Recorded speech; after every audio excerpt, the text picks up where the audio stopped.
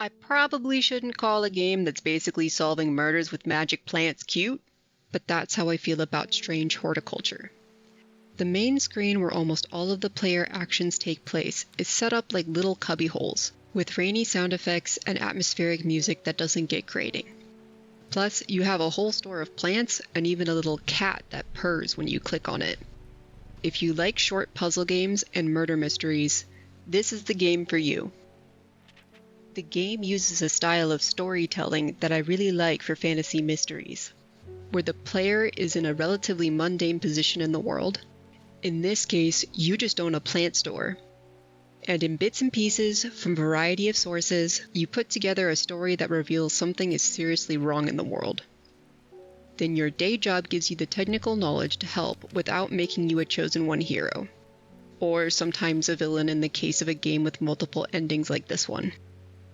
Strange Horticulture makes me think of a lot of podcasts that use anthology short stories to give you glimpses of a larger, overarching narrative that I end up not finishing because they suddenly stop using anthology short stories and just start telling you the overarching narrative outright. Except this game is better because it doesn't do that. Even in the last moments, you still have to work out a few puzzles to reach the ending. Additionally, not every customer you serve or puzzle you solve directly concerns the main murder mystery, which is to the game's benefit, both in terms of game mechanics and for the storytelling. In terms of mechanics, the little side stories reveal that you can affect the narrative beyond correctly or incorrectly solving a puzzle, as the game allows you to pick which of two differently behaving plants to use to resolve a customer's problem. One that does what they want, and the other which does the opposite. Some of them can even end up killing the customer if you decide you really don't like them.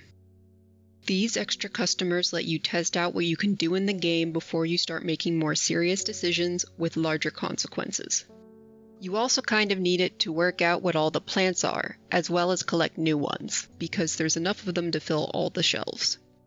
You will not have them all identified by the end, and there's instead an epilogue section where you can do that if you want to.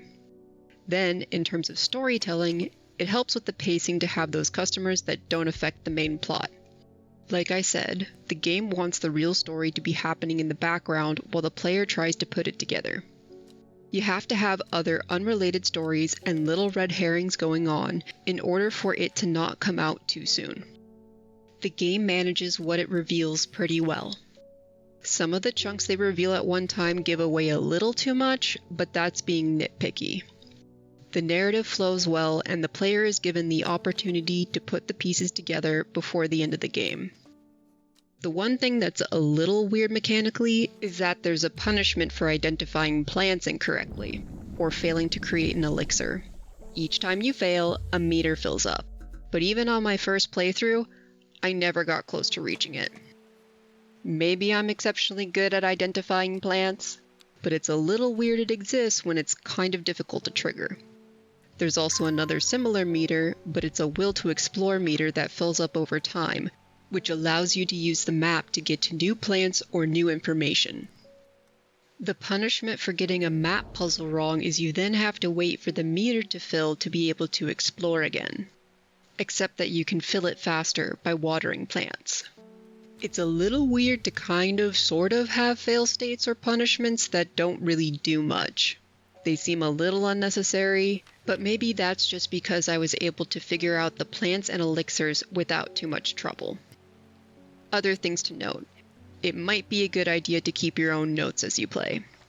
You can only put labels on plants or elixirs, and they only have enough room for their names. So if you want to remember where something is on the map, or trivia about a plant, you need something on hand to do that. Also, you can turn off the handwriting font, and use a magnifying glass by hitting the Shift key if you are having any difficulty reading, as there is a lot of text in the game.